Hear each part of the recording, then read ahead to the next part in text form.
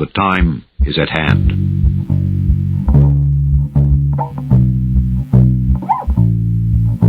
The Army Air Forces has announced that a flying disc has been found and is now in the possession of the Army. When we are successful, and we will be, we have a real chance at this new world order. But I am telling you right now, we need a great reset. And this is extremely dangerous to our democracy. Babylon the Great is fallen, is fallen.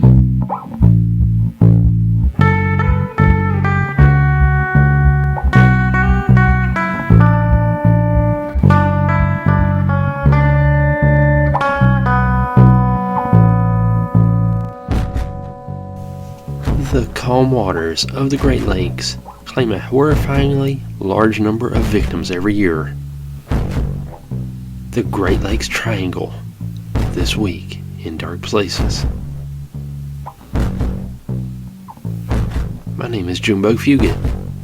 I'm just coming off a cold, so that's why I sound kind of weird. Turns out that having a big large number of people in Point Pleasant last weekend was probably not the best. Bunch of super spreaders up there. They got Brandon sick a couple of days after we got back from the Mothman Festival, and then of course he gave it to me because it's impossible for one person in the house to get sick without giving it to everybody. So far my wife's been lucky though, she's not had it. Did you get sick after attending the Mothman Festival? We'd love to hear from you. Send us an email, indarkplacespod@hotmail.com. But yeah, I'm feeling better. It's almost over. I just sound weird now. I've talked about my premonitions before on the show. I have some weird premonitions that never help me with anything. They're never useful. Well, sometimes they are. But I have some weird premonitions, and being sick reminded me of this one weird little premonition I had. A time slip or something. I don't know what you would call this one. But at the store where I work, the old building that's no longer kind of there anymore, we used to have a video rental department. You remember those? You go and rent DVDs and VHS tapes and stuff. Kind of like a Blockbuster video, except it was inside of a grocery store. Right as Netflix and Hulu and stuff like that were coming up big, all these video rental places started going under. For like a year, there was rumors around the store that our video department was going to close because they couldn't compete with Netflix and all that stuff. So they were going to shut down our video department. And everybody was like, yeah, right, they're never going to shut down the video department. And those little rumors went on for like a year. I remember going to work one day and seeing a sign on the door. This was like 10 years ago. That said something about COVID on the door. And I wish I could remember exactly what it said, but I just remember seeing COVID and thinking that that was probably something to do with the video department going to close. I saw it that one day and I never saw it again after that. Then like a month or so later, there was actual signs on the door about the video department going to close, and it said all videos are now for sale and we're going to get rid of our stock and inventory and all that. I really wish I could remember what that sign said about COVID. I bet it was like some kind of a premonition of the COVID mask thing and stuff like that, and social distancing and all that nonsense. And seeing the vid thing just kind of made me think that it was going to be related to the video department. Who knows? I had another premonition that my store would never be completely rebuilt, whatever that means. I was thinking some kind of big nuclear bomb or something, I don't know. Something was going to halt the progression of my store being rebuilt. We shall see, I guess. But originally it was supposed to be done in 6 months, which would put it right about now.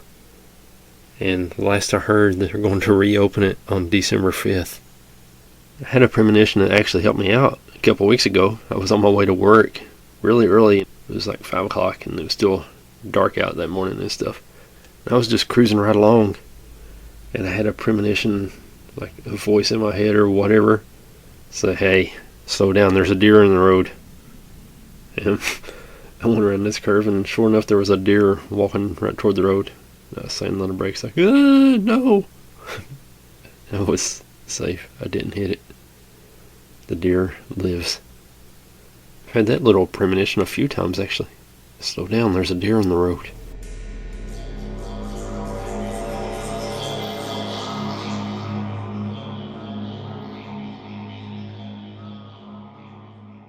Here's a story sent in by our friend Paul Chadwick. Thanks, Paul. Mysterious Alaska Triangle, where 20,000 people disappeared and Bigfoot roams free. Story by Michael Moran and Alex Croft. So you know it's going to be good. It took 2 people to write it. With NASA and the U.S. government recently beginning to show more interest in UFOs and non-human life, there's one area they should take a very close look at. An odd triangle of land in Alaska has more paranormal sightings than any other similar sized piece of land in the world. The sparsely populated area has been a common spot for sightings of UFOs, ghosts, and Bigfoot-esque beasts, and has seen over 20,000 people go missing since 1970. One UFO witness, Wes Smith, says he saw very strange triangular objects which didn't move like any aircraft which he knew of, according to a Discovery Channel documentary. It's like everything you've ever been taught has gone out the window. Because how is that possible? He asked of the flying object, which was deadly silent. Michael Dillon, who lives 11 miles from where Wes saw the UFO, caught his own on camera, showing a light moving across the sky before shooting straight up at an unbelievable speed. It was very obvious to me that we were not witnessing a natural phenomenon, Michael said. For something to change direction at that speed, a human body would be liquefied. On top of UFO sightings, the area has more unsolved missing persons cases in this specific region than anywhere on Earth, according to the History Channel. Since 1970, there have been over 20,000 disappearances in the area between Anchorage and Juneau in the south to Atiagiv on the northern coast, according to the Daily Star. Thanks, Daily Star. Blamed on a variety of strange phenomena from abductions, the Wendigo, a flesh-eating Bigfoot-esque creature, and magnetic anomalies messing with hikers' compasses. The number of disappearances is well over 2 times the national average. Rescue workers have reported phantom sounds, along with feeling lightheaded and disoriented when searching for missing persons. Whether some unknown physical phenomena is responsible for the lights in Alaska's night sky remains a mystery. UFO expert Debbie Ziegelmeyer believes that Alaska is attractive to alien visitors because it's so sparsely populated. They can pretty much go anywhere they want, said Debbie, who is a STAR team investigator for the UFO research organization MUFON. That's the attraction of Alaska. Rance Lentz, 41, took an interest in UFO research after an eerie alien experience where he was still a schoolboy. But a later career in the U.S. military gave him a fresh insight into the phenomena. There are definitely more sightings when there's heavy testing, he said. Focus on the tests, see different lights and different things off on the horizon, he says. There are claims someone or something is attracted by the cutting-edge military technology on show. Some believe that U.S. military officials might know all about the UFO presence on their test ranges. Hypnotherapist and paranormal researcher Johnny Enoch said there's clearly something strange going on in the Alaska Triangle. He speculates that senior figures within the U.S. military are secretly in contact with whoever or whatever is piloting the mystery craft. While aliens have been blamed for the disproportionate number of missing persons reports in the Alaska Triangle, some paranormal experts think there could be a quite different explanation.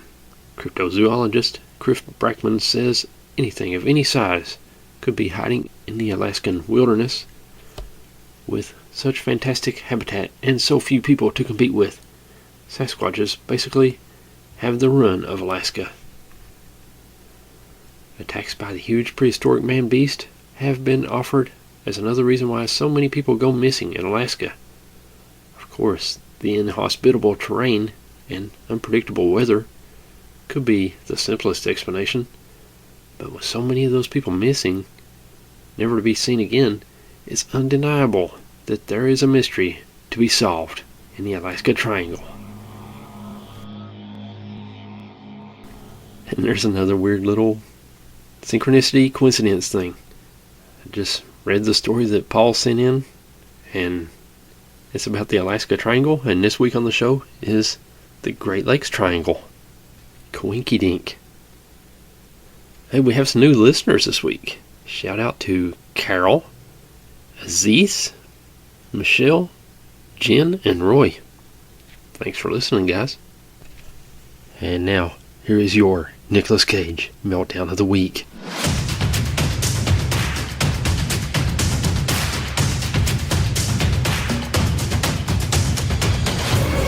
Charlie!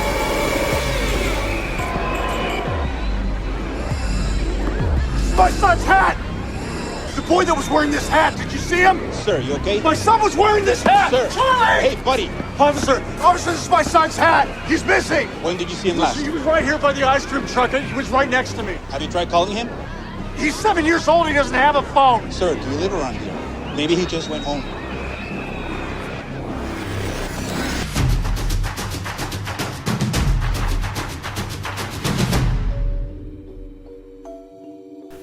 According to the Chippewa Indians, whose ancestral hunting grounds lie around the shores of Lake Superior on the border between the U.S. and Canada, the lake is haunted by a giant sturgeon.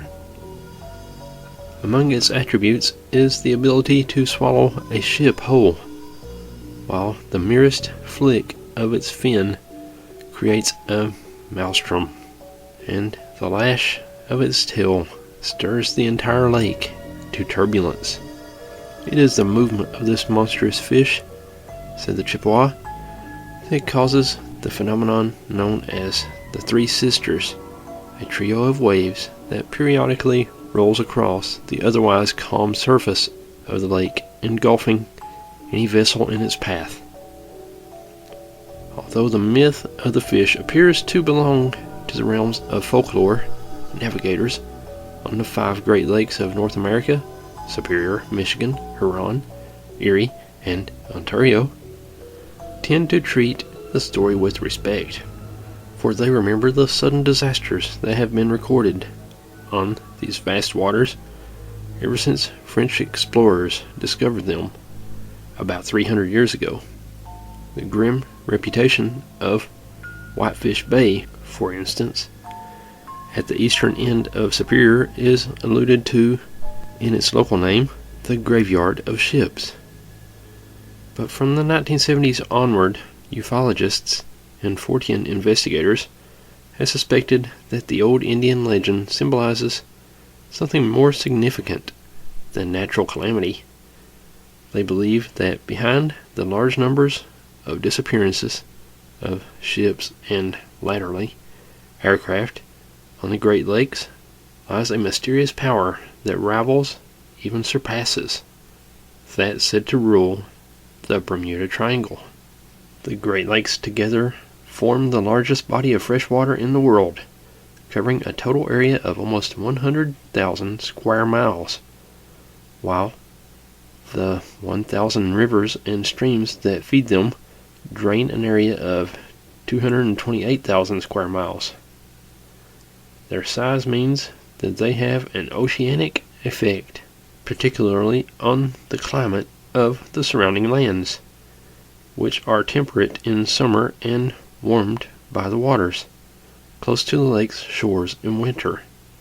Even allowing for their size, however, the lake's reputation as destroyers of ships and men is astonishing.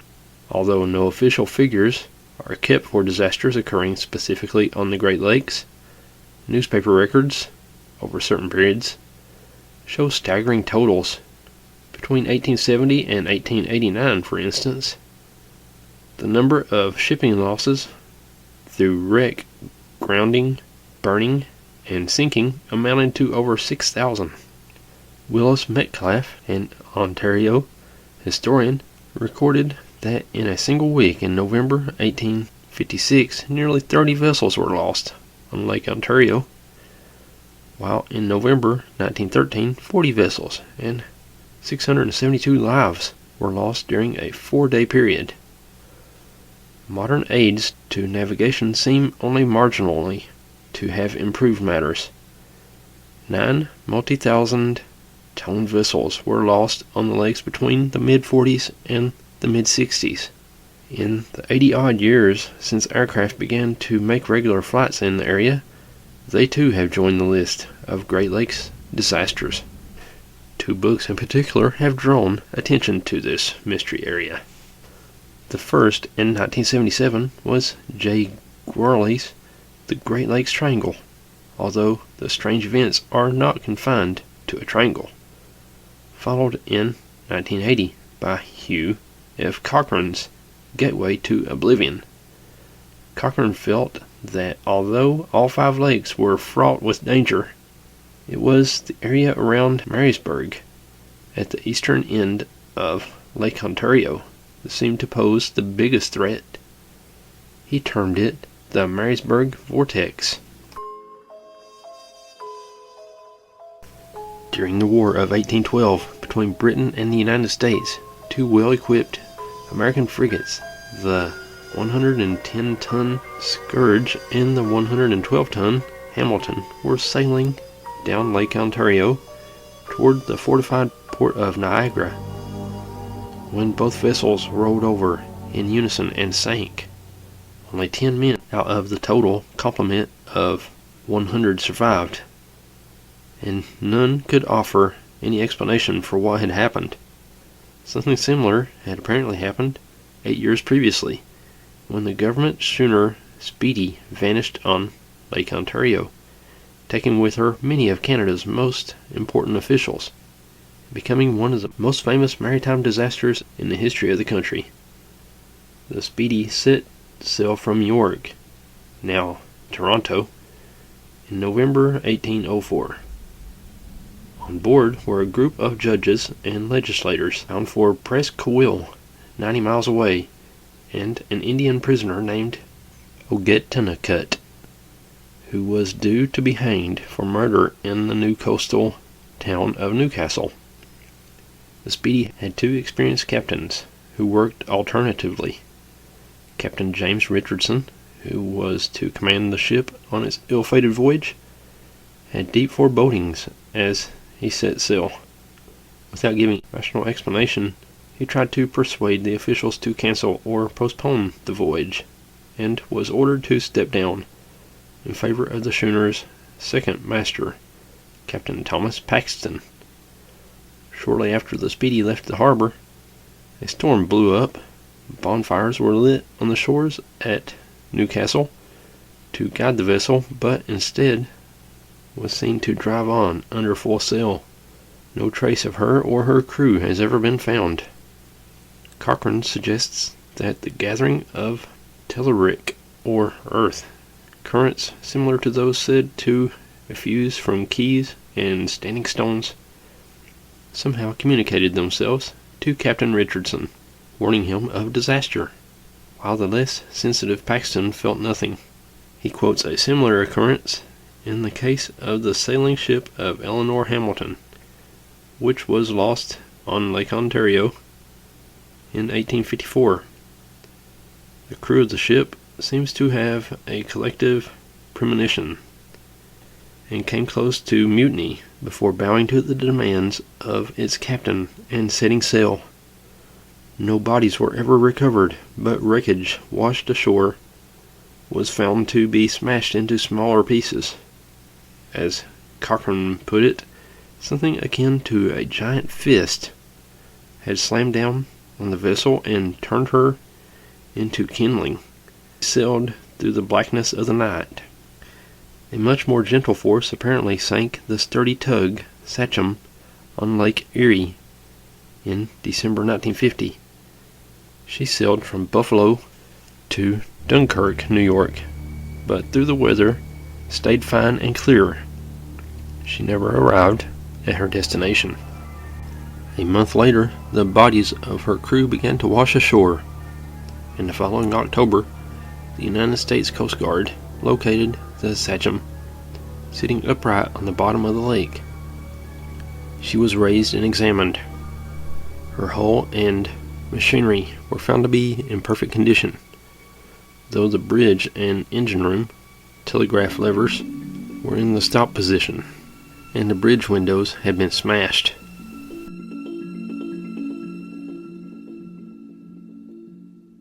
When fabric softeners began, there was good. Then came better. Today, there's Bounce. Not as you know it, but new super soft Bounce. Good. Liquids? Good for softening, but not so good for static. Better. Sheets? Better for static. Inconvenient. Yeah, it's so-so for softening. Bounce. But new Bounce is the best sheet ever. It gets clothes softest. Watch, on a towel softened by another sheet, a bubble often breaks. But Bounce's towel is so super soft, it bounces almost every time. For softness, that's some sheet. For static cling, Bounce beats the socks off liquids and that Bounce freshness. So why settle for good, or even better, when you can have Bounce? New Super Soft Bounce. The best dryer sheet ever made.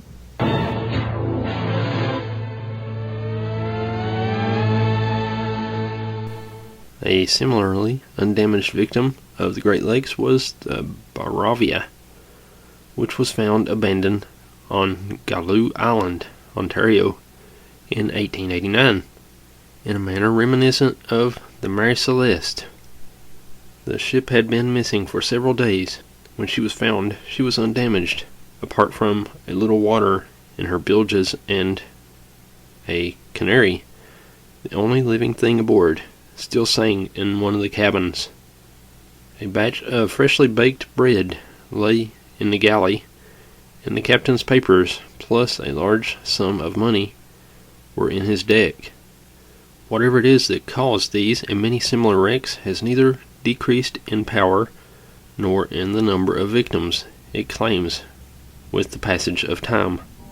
The Edmund Fitzgerald, an $8 million, 729-foot cargo ship carrying 26,000 tons of pelletized iron ore from Superior, Wisconsin, to the blast furnaces of Detroit when she vanished on November 10th, 1975. Her captain, Ernest R.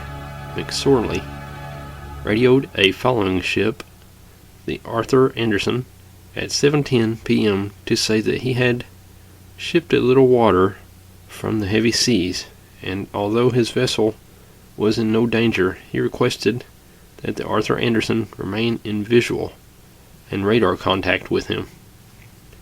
Minutes later, both the lights of the Edmund Fitzgerald and her blip on the radar screen disappeared. In August 1977, she was found in 500 feet of water, sliced neatly in two. In 1978, the U.S. National Transportation Safety Board ruled that faulty hatch covers had caused the disaster. Yeah, right. Without, however, explaining how the ship had vanished so quickly.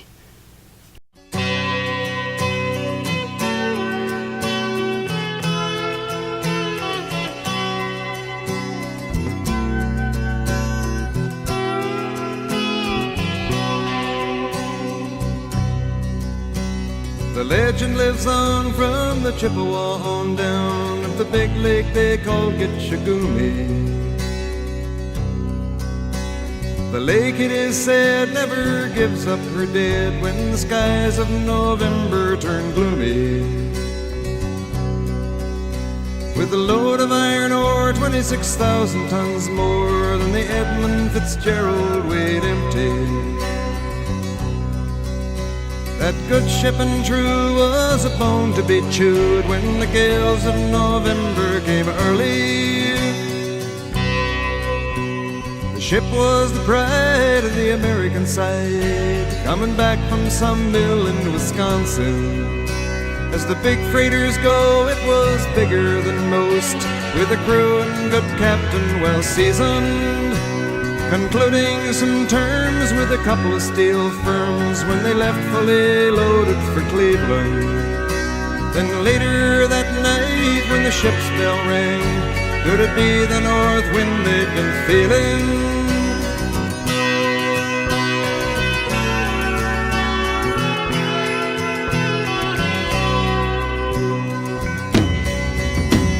The wind in the wires made a tattletale sound, and the wave broke over the railing. And every man knew, as the captain did too, 'twas the witch of November come stealing. The dawn came late and the breakfast had to wait, when the gales of November came slashing. When afternoon came, it was freezing rain in the face of a hurricane west wind.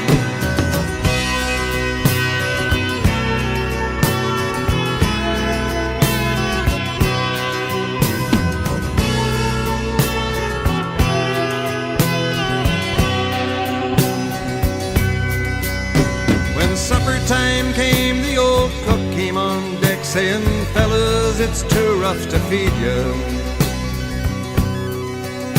At 7 p.m. a main hatchway caved in. He said, "Fellas, it's been good to know ya." The captain wired in, he had water coming in, and the good ship and crew was in peril.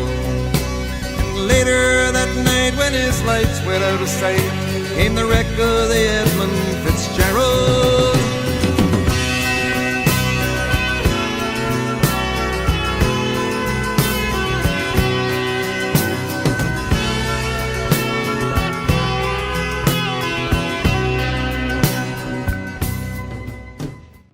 Sudden and unexplained fire has brought destruction to many ships in the Great Lakes area. Coastal towns, too, have suffered from huge conflagrations, and Cochrane suggests that the Great Fire of Chicago in 1871 and the one that destroyed the center of Toronto in 1904 might have had paranormal origins.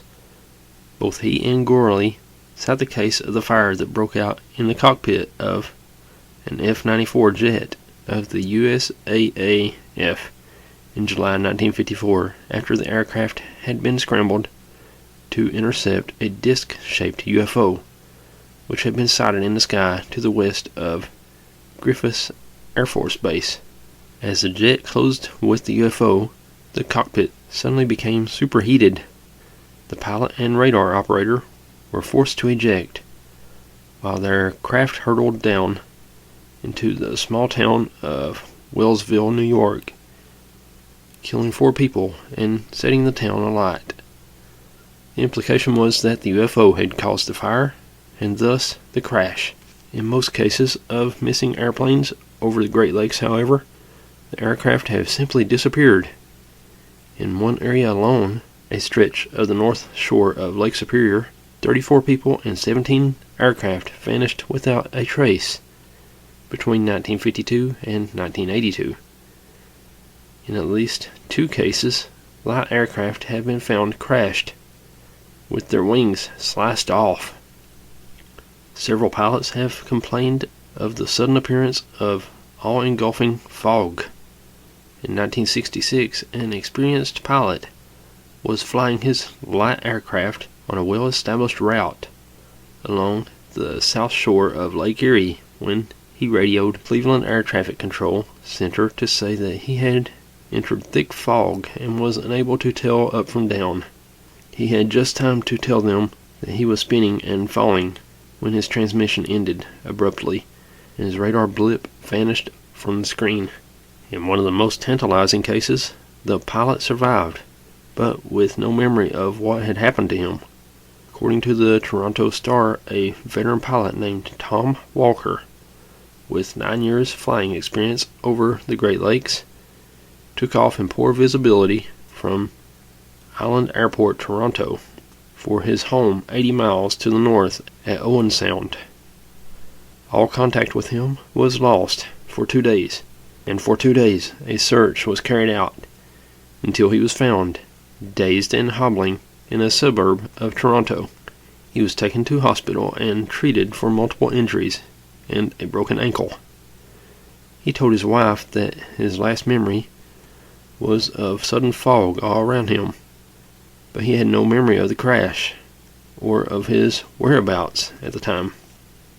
Because of his broken ankle, it was thought that he could not have traveled very far from the site of the crash, but the wreckage of the aircraft was never located. Reports of lights in the sky have accompanied many aircraft disappearances in recent years, which seems to add weight to the growing theory that alien intelligences are behind the mayhem on the Great Lakes.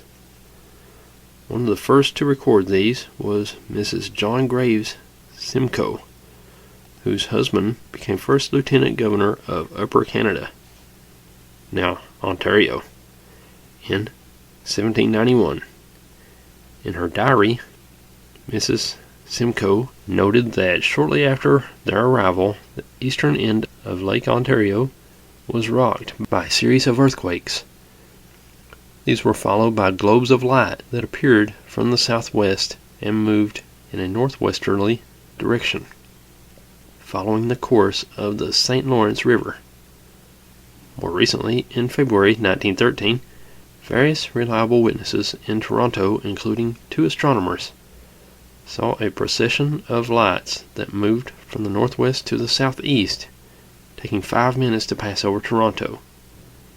Recording the events in the Royal Canadian Astronomical Society's journal, one astronomer described it as being like an express train lighted at night. The following day, according to the Toronto Star, the procession was seen again in the daylight. It consisted of several lights that showed dark against the bright sky and moved in groups of 3 and 7. 2 years later, on February 14, 1915, residents of Morristown, New York, and Brockville, Ontario, communities on opposite banks of the St. Lawrence, reported seeing great searchlights shining down on them from the night sky. According to the New York Times, of the following day, the lights, 3 in number, traveled an estimated 40 miles northeast and then returned southwest. More recently, the whole Great Lakes area has been a center of UFO reports. In 1974 to 1975, sightings reached a peak, with at least 24 reports coming in from around the entire 100 square mile area. Mainly they involved golden lights, red, green, and white flashing lights, and pairs of white and red lights hovering low over the lake's surface. With the disappearance of ships and aircraft, strange fog, fires, nocturnal lights, the so-called Great Lakes Triangle does seem to rival its Bermuda counterpart. We are woefully out of time this week. How about the Great Lakes Triangle? I'd never heard of that before. Creepy stories. But we're woefully out of time. Hey, and I'm better now, so don't worry about me. It takes me 4 or 5 days to put these episodes together, and I was sick when I recorded the stories. I probably should have just waited until I was better, I guess. It's got to be a new world record for me, though. That was the first time I had been sick since March of 2022. Pretty much all my life I've been sick at least once a year, sometimes 2 or 3 times a year. I don't know why. But anyway, thanks for listening, and we'll see you again right here next week. God bless.